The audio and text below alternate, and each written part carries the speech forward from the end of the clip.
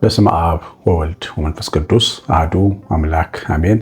ክርስቶስ ተንሥአ እሙታን በዐቢይ ኃይል ወሥልጣን አሰሮ ለሰይጣን አግዓዞ ለአዳም ሰላም እምይእዜሰ ኮነ ፍስሐ ወሰላም። ሰላም ፍስሐ አደረገ በሞቱ የቀደሰን መስቀል ላይ በተሰቀለ ጊዜ ዕዳ ይከፈለልን። ዕዳ ሲከፍል የተከፈለለት የዳነ ሕዝብ ያደረገን እግዚአብሔር ልጆች ብሎ ይጠራን።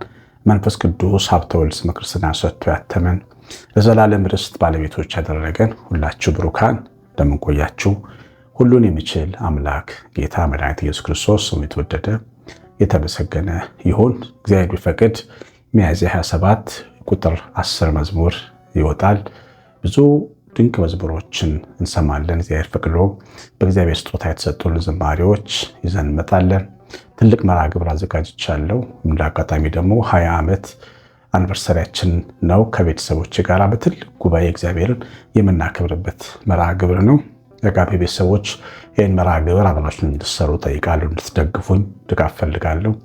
በጣም ትልቅ ጉባኤ ነው ማዘጋጀው። እንደዚሁ ደግሞ በፕሮግራሙ ላይ መሳተፍ የሚችሉ ቤተሰቦች እንዲሁም መሳተፍ የምትፈልጉ እንድትሳተፉ ጋብዛለሁ። በውስጥ መስመር በስልኬ 9114138 አሳውቁኝ። መምጣት የምትፈልጉ የምትገቡበትን መግቢያ ልክላቸዋለሁ። እግዚአብሔር እናንተን ቤታቸውን ይባርክ። ዛሬ የምንማረው መንፈስ ቅዱስ የሚያስተምረን አንደኛ ቆሮንቶስ መጽሐፍ ላይ ምዕራፍ 10 ቁጥር 25 ላይ ቁጥር 8 ላይ ስለ ምግብ የሚናገርበት ሐሳብ አለው። ማንም ግን ይሄ ለጣዖት የተሰዋ ነው ቢላችሁ ከዚያ ካስታወቃችሁ ከሕሊናው የተነሳ አትብሉ፣ ወይም በጣዖት ማዕድ ላይ አትቀመጡ፣ የጣዖት እንጀራ አትብሉ የሚለን ሐዋርያው ጳውሎስ እና ምን ማለት ነው? አሁን ይህንን ከኛ ከመንፈሳዊ ሕይወታችን አንጻር እንድንመለከተው ነው እግዚአብሔር ዛሬ ይህንን ትምህርት ያመጣው። ያው ጣዖት ሌላ ባዕድ የሆነ ነገር፣ ባዕድ አምልኮ፣ ባዕድ ተጽዕኖ ፈጣሪ፣ ሕይወታችንን የሚቆጣጠር ሕይወታችንን የሚገዛ በተለይ የውስጠኛው ክፍላችንን፣ መንፈሳችንን፣ ነፍሳችንን፣ ሐሳባችንን፣ ፍቃዳችንን፣ የልባችንን ውስጣዊ ቦታ የሚወስድብን የሚቆጣጠረን በልጦ የሚቀመጥ በውስጣችን እሱ ጣዖት ነው። ብዙ ጊዜ ጣዖት ሲባል ያው እኛ ዛፍ ሲመለክ የተለያዩ እንስሶች ሲሰዉ ዛፍ ለወንዝ የሚሰዉ አሉ፣ ለጨሌ ለተለያዩ ባዕድ አማልክት የሚሰዉ ሰዎችን ስለምናውቅ ጥንት አምላክ ጣዖት ማለት እሱ ነው የሚመስለን። እሱ አንዱ ነገር ነው። ሁለተኛ ግን ዘመናዊና ራሱን የደበቀው ጣዖት ግን በሕዝቡ በእኛ መካከል አለ። ያ ለዛ የተሰዋ ምግብ ደግሞ የምንበላበት ጊዜ አለ እና ያ ለጣዖት የምንሰዋው ምግብ በበላነው ቁጥር የዛ ማዕድ የዛ ገበታ ተካፋዮች ስለምንሆን የሕይወታችንን ብዙ ነገሮች ልናጣበት እንችላለን እና ከጣዖት ራሳችን እንድንጠብቅ የሐዋርያት ሥራ ላይ ስናነብ የቤተክርስቲያን አባቶች ጳውሎስ ባስተማረ ጊዜ ከተለያየ ከአሕዛብ ካልተገረዘው ቤተ ክርስቲያን ብዙ ሰዎች ወደ ቤተክርስቲያን ሲቀላቀሉ የተገረዙት አይሁድና እነሱ መካከል ክርክር ተፈጠረ እና ሳይገረዙ ክርስቲያኖች አይጸድቁም የሚል ትምህርት የሚያስተምሩ አክራሪ አይሁድ ክርስቲያኖች ተፈጥረው ነበር እና ያንን የሚቋጭ ትልቅ ሲኖዶስ፣ የመጀመሪያው ሲኖዶስ በኢየሩሳሌም በቅዱስ ያዕቆብ መሪነት ተሰብስበው ነበር እና ከወሰኗቸው ውሳኔዎች አንደኛው ከዝሙት ራሳችሁን ጠብቁ፣ ሁለተኛው የታነቀ በድን አትብሉ፣ ሶስተኛው ለጣዖት የተሰዋ አትብሉ የሚል ትእዛዝ ነበር። በተለይ ጣዖት ማዕድ ላይ መቀመጥ ምንድነው በእኛ ዘመን ውስጣችን ትልቅ አድርገን የምናስቀምጠው እና ሕይወታችንን የሚቆጣጠረው ነገር ነው። አሁን ብዙዎቻችን የመናፍስትን አሰራር እንደ ትልቅ ነገር በውስጣችን አስቀምጠናል እና ይህንን የሚያበረታቱ ብዙ ትምህርቶች ብዙ ሚዲያዎችም አሉ። በቃ ከሌ ዛር መንፈስ አለበት፣ አይነጠል አለብሽ፣ ተሰርቶብሻል፣ እንደዚህ ተደርጎባል፣ ዘር ማንዘር ላይ ችግር አለ፣ መንፈስ አይኔ ውስጥ አለ፣ ልብሽ ላይ አለ፣ ትከሻሽ ላይ አለ እያሉ በቃ ድንብርብራችንን የሚያወጡ በሕይወታችን ነፃነት የሚባለው ነገር ካጣን የቆየን የዚህ ሐሳብ ውስጣችንን ተቆጣጥሮ በእርግጥም እኛ የሚነገረን ክርስቲያኖች ነን እግዚአብሔር ልጆች ነን የሚባለው ትምህርት ቀልድ የሚመስለን ሰዎች በጣም ብዙ አለ እና አስተሳሰቡ ውስጣችን ውስጥ ንጉሥ ሆኖ ተቀምጧል። ለምንድን ነው? ከዛ ከጣዖቱ መሰዋ በልተናል። ለእኛ ካልተሰጠን ማዕድ በልተናል። ትምህርቱ ነው ያ ማዕዱ ትምህርቱ ነው። በቃ የሚቆጣጠርህ የሚገዛሽ መንፈስ አለ የሚለው ትምህርት ነው። አሁን ሰላም ስንባባል ሰምታችኋል አይደል? ክርስቶስ ከሙታን ተነሳ። ክርስቶስ ተነሳ ሙታን በታላቅ ስልጣን በአብይ ኃይሉ ስልጣን አሰሮ ለሰይጣን አጋዞ ለአዳም። ሰው ነፃ ወጣ፣ ሰይጣን ታሰረ ነው የትንሣኤው አዋጀር። ሰይጣን ታሰረ፣ ግን ሰይጣን አሰረሽ የሚል ትምህርት አሰረህ የሚል ትምህርት ገዝቶን በቃ በአፋችን ቁጣ ሰይጣን ይመስለናል። እንቅልፋችን ሲመጣ ሰይጣን ይመስለናል። የሆነ ነገር ሲፈጠር ሰይጣን እንደዚህ ያደረገ እንላለን። በቃ ሰይጣን ቤታችን ውስጥ ነግሷል። ቅዱስ ዳዊት እኔ ግን በልቤ ንጉሴን ሾምኩ ይላል። የእናንተ ንጉስ ማን ነው? እንዲህ አይነት ችግር ያለባችሁ ሰዎች የእናንተ ንጉስ ኢየሱስ የሚሆነው መቼ ነው? መቼ ነው የሰላሙ አለቃ የዓለም ሆሳዕና በልባችሁ ላይ የሚነግሰው መቼ ነው? መቼ ነው ሰይጣን ንጉስ ሆኖ እስከ መቼ ነው የሚቀጥለው? ገዝቶኛል፣ ተቆጣጥሮኛል፣ ይዞኛል፣ አለብኝ።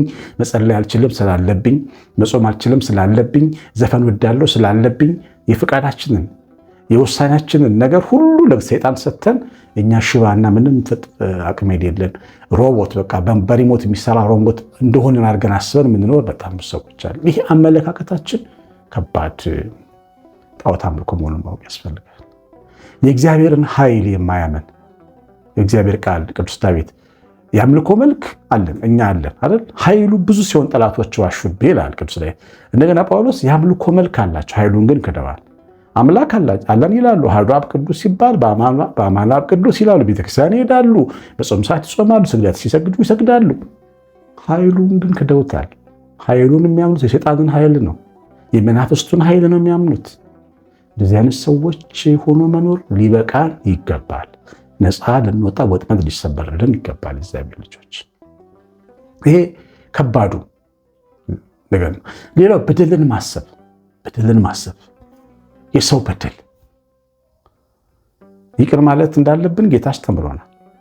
በደላችንን ይቅር በሉ ብለን እኛ በደልን ይቅር እንደምንል ብለን በየቀኑ ይወላል ጸሎታችን ላይ በየቀኑ እንድንለው ያደረገን ጌታ በየቀኑ የሚበድለን ሰው እንኳን ብናገኝ በየቀኑ ይቅር እንድንል እንደውም በቀን 7 ጊዜ 7 ይቅር እንድንል አስተምሮናል። ግን ይቅር እንዳንል እንድንቆጣ የበለጠ ውስጣችን የሰው ነገር እንዲበላን የሚያደርገን ምን ይመስላችኋል? በየቀኑ የዛን ሰው በደል ማሰብ፣ የዛን ሰው ጉዳይ ማውራት። እንዲያርጎኝ ባሌ ሰው መሰላችሁ፣ ሚስቴ ሰው መሰለቻችሁ፣ እንዲያርጎኝ ከተፋቱ እኮ ዓመታት ቆይተዋል፣ ተፋተዋል። ይሄ ጉዳዩ አፋቷቸዋል። እንዲያርጎኝ የሚለው ጉዳይ አፋቷቸዋል። አፋቷቸውም አይለቃቸው እንደገና ዓመታት ያወሩታል። ይቅር እንዳይሉ በልባቸው ቁስል ላይ እሳት ይጨምራሉ። የጥላቻን ይቅር ያለ ማለትን እንጀራ ይበላሉ። ዝም ቢሉትስ እንግዲህ ሰው እንኳን ተፋቶ ሳይፋታ እንኳን አብሮ እያለ እንኳን ይቅር ይባባላል። በቁጣው ላይ ፀሐይ ሳያስገባ እና የሰው ነገር የሥራ ባልደረባችን የጎዳን ሰው በአገልግሎታችን፣ በንግድ ቦታችን፣ በሥራ ቦታችን ያስቀየመን ሰው በቃ አንለቀው። ስለሱ የማያውቅ ቤተዘመድ የለን። አጎት ያውቃል፣ አክስት ታውቃለች፣ ጓደኞች 7 ጓደኞች ቢኖሩ 7ቱም ያውቃሉ። ያልደወልንበት ቦታ የለም። የንስሐ አባት ያውቃል። ሁሉም ሰው ያውቀዋል። ሁሉንም ሰው ስናስተዋውቅ በልባችን ያጥላቻ ስር እየሰደደ ይመጣል። ውስጣችንን እየበላው ይመጣል። እኛ እየተጎዳን እንመጣለን። ይቅር ማለት አይደለም በሽተኞች እንሆናለን። ካንሰር ይዘናል። የአንጀት ካንሰር፣ የልብ በሽታ ይዘናል። ምናስገባው ምንመገበው የጣዖት ማዕድ ነዋ። ይገድለናል። እንዴት እንደምንሞት አናውቅም። እናንተ ክርስቲያኖች መጽሐፍ ቅዱስ በጎ ዘመንን ማየት የሚወድ ጤና ሆኖ መኖር የሚወድ ማን ነው ይላል። አንደበቱን ከክፉ ይከልክል። አዎ ያ ሰውዬ ጎድቶ ሊሆን ይችላል። ያቺ ሴት ጎድታ ልትሆን ትችላለች። በቃ ጎዳችን አይደል? በቃ ያለፈው መተው ነው። የኋላዬን ትቼ ወደፊት ያለውን የተስፋ ሕይወት ለመያዝ እጄን ዘረጋለሁ ማለት ሲገባ በኋላ ታሪክ ንዝንዝ እያሉ ራስን መግደል። ዛሬ እግዚአብሔር ተናግሮናል በዚህ ጉባኤ ላለን ሰዎች። ይሄ ነው በጣም የሚጎዳን የሚሰብረን ልባችንን የሚቆጣጠርብን።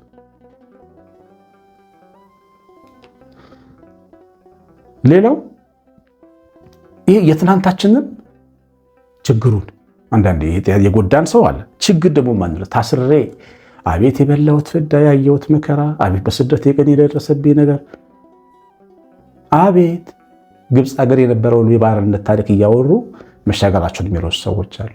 በሁል ጊዜ አቤት ያቻስሬ የልጅነት አባቴ የቀጣኝ ያሰቃየኝ አባቴ እንዲያረግችኝ እናት የትናንትና አቤት የነበር የከፈልኩት ዋጋ የተራቡት መራር ሰው ያደረገናል። እሱ ደግሞ የትናንትናው መጥፎ ታሪክ ሁልጊዜም ቢሆን ይወላችሁ ጨለማ ወደ ብርሃናችን በጨለማ ሊቀይረው ጠላት እኛን ይፈትናል።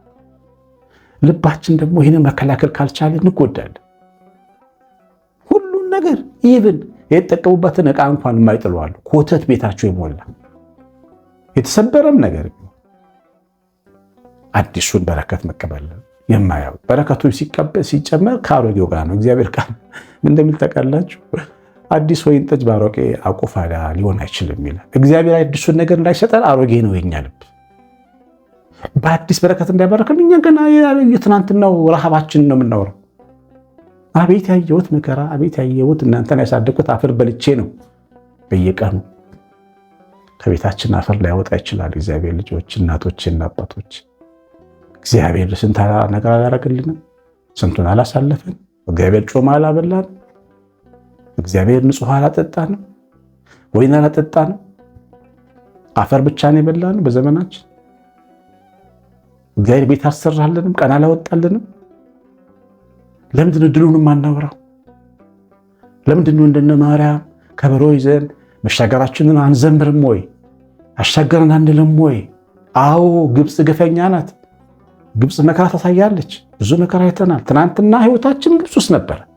የሁላችንም ታሪክ ጥቁር ታሪክ ነበር ከኔ ጀምሮ። ትናንትን ብናስበው እጅግ ቀፋፊ የሆነ ህይወትን ያሳለፉ፣ ግን ያሁኑ አይበልጥም። እግዚአብሔር ጋር ነው ኑሮ አይበልጥም። የእግዚአብሔር ባርኮት አይበልጥም። አንድ ቀን ከእሱ ጋር ነጭ እንጀራ መብላታችን አይበልጥም። ትናንትና ከበላነው የብዙ ዘመን የመከራ እንጀራ አንድ ቀን ከእሱ ጋር የበላነው በእግዚአብሔር ደጅ የበላነው እንጀራ አይበልጥም። እግዚአብሔር ልጆች መድኃኒዓለም ያበላ አንድ ቀን እሺ፣ ሌላውን ተውት፣ አንዷ ቀን አትበልጥም። ፊቱን አይተን ስጋውን ተቀብለን ደሙን ተቀብለን ንስሐ ገብተን ተሰብስበን ተቀድሰን በቤቱ ተቀብሎ ነጭ ለብሰን የትናንትናውን መከራ የምናወራ ያንን የጣዖት መሰዊያ ምንበላ ሰዎች አቁሙ። በቃ ትናንት አልፏል። የተማርነውን ነገር ተምረናል። ህይወት ግን ዛሬ ሌላ ነው። የተደረገው ነገር ሁሉ የሚደረግ ነገር ጠይቁ ሰለሞን። የሆነው ወደፊት የሚሆን ነው። ትናንት የሆነ ነው። አዲስ ነገር የለም። በፀሐይ በታች ይለናል። ምንም እኛ ጋር ሲደርስ አዲስ ነገር የሆነ ነገር የለም እና ተቀምጣችሁ ችግር ብታወሩ፣ ያንን መራር እንጀራ ብታወሩ፣ ኢትዮጵያዊ ከሆነን ቢያንስ ከአምስታችን አራቱ ሰው አንድ አይነት ታሪክ ነው ያለው። አዲስ ነገር የለውም። አዲሱ ነገር እግዚአብሔር ጉብኝት ነው፣ ያወጣልን ቀን ነው፣ የሰጠን በረከት ነው፣ የሰጠን የመኖር ዕድል ነው፣ ሽበት ነው፣ የንስሐ ዕድሜ ነው። ይህ ነው አዲሱ ነገር። በዚህ መደነቅ ይገባል እና በትናንትናው ክፉ ታሪኮቻችን ታስረን የእግዚአብሔርን የፍቅሩን በረከት እርግጥ አድርገን የምንኖር ሰዎች ይሄንን ክፉ ለጣዖት የተሰዋ ማዕድ መብላት ማቆም አለብን። በዚህ የሚደሰተው ጠላት፣ በዚህ የሚደሰተው ሰይጣን፣ በዚህ የሚደሰተው ጣዖትን ጣዖት ያደረገ ባዕዱ መንፈስ ነው የሚደሰተው። በእናንተ ምሬት የሚደሰተው እሱ ነው። የእናንተ ምሬት ለእሱ ቅዳሴ ነው። ምስጋናችሁ ነው ድል መንሻው። እልልታችሁ ነው ድል መንሻው። ቴዲ ደስ የሚል መዝሙር አለው። በድንኳኔ እልልታ ሙሉ ነው፣ በድንኳኔ ዝማሬ ሙሉ ነው፣ በማንነቴ ለእግዚአብሔር ታላቅ ነው። እልል ስትሉ ድብን የሚለው ጠላት የቴዲ ድንኳን ሙሉ ሆኖ ነው ድንኳኔ ሙሉ ነው ያለው። በጣም እኮ የሚቆጠር ብዙ ጉለቶች እኮ አሉት። ይህንን የሚዘምሩ ዘማሪያን፣ በዚህ መዝሙር እልል የሚሉ ምዕመናን ቤታቸው ችግር ስለሌለ መሰላችሁ እንዴ? የሚበልጠው ግን እልልታ የእግዚአብሔር መልአክ የከበቡት ቤት ውስጥ እየኖረ በቅዱሳን ጉባኤ እየኖረ ድንግል አጠገባችን ቆማ የተሰቀሉ ኢየሱስ ፊት ለፊታችን ተስሎ ምንድነው እኛ የሚያማርረን? ምንድነው የማይለወጥ ታምር ሰሪው ጌታ አጠገባችን እያለ ስም ይቀደስ እያል ነው። መቼ ነው በሕይወታችን የምንቀድሰው? መቼ ነው የምናከብረው? መቼ ነው ወንበር የምንስብለት? መቼ ነው መብት የምንሰጠው? መቼ ነው ደጅ የምንከፍተው? ውስጥ ያለን ሰዎች ወይ መቼ ነው የምንከፍተው? ለእግዚአብሔር ውስጥ እኮ ነን ያለነው። ቤተክርስቲያን ውስጥ ቅዳሴ አንቀር፣ ስክብረ በዓል አንቀር፣ ማህበር ሰንበት ያለን፣ ልባችን ግን የለም። ልባችን ግን በትናንትናው ጨለማ ተይዟል። ስናወራ እናስፈራለን፣ እንዘገንናለን። ዝግ ልብ ይዞ እስከ መቼ ነው ደጅ ላይ ቆሞ የምናስጠብቀው? እስከ መቼ ነው በር የማይከፈተው? እስከ መቼ? እግዚአብሔር ለጣዖት የተሰዋ ማዕድ ይሄ ነው። ከባባዱ ነገሮቻችን እኛ ውስጥ ያሉ ተዉት። በጣም ብዙ ነገር ነው የሚያበላሽብን። ማዕዱ ሲገባ በውስጣችን ብዙ ነገር ነው የሚወስድብን። ያ የክፉና ደጉን የሚያሳውቀው ዛፍ አይደል? ክፉ ወደ ዓለም ላይ ገብቶ ክፉ ምን በሚባለው ነገር የሚያስጨንቀን እኮ እሱ ነው። ያ ዛፍ ነው የበላነው ማዕድ ክፉ ነው ውስጣችን የሚያስገባው። ሁልጊዜ መጠንቀቅ አለብን። ተባረኩ። እግዚአብሔር ባርካችሁ። የሰማነውን በልቦናችን ጻፍልን። ምን ተማራችሁ? ኮሜንት አድርጉ፣ ጻፉ። እግዚአብሔር እንዳስተማራችሁ እግዚአብሔር ቸርነታችን እመቤታችን ረድኤት በረከት የምላት ጥበቃ አብሮን ይሁን። የጉባኤ ነገር ያሳሰብኳችሁን አትርሱ። ኮሜንትና ላይክ አድርጋችሁ ውጡ። ቀሲስ አሸናፊ ገብረማርያም ነኝ። ሰላም